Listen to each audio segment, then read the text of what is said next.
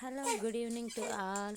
ఈ మధ్య అనంతపూర్లో ఈ ఢిల్లీ మసాలా చాప్ అనేది చాలా రీల్స్లో వస్తూ ఉంటే అవి చూస్తే తినాలని ఎప్పటి నుంచో అనిపిస్తుంది అనమాట. సేమ్ ఇది ప్యూర్ వెజ్, నాన్ వెజ్ కాదు. అక్కడ తగిలించినవన్నీ పన్నీరు, మోమోస్, ఇంకా ఏమంటారు, అవే అన్నమాట.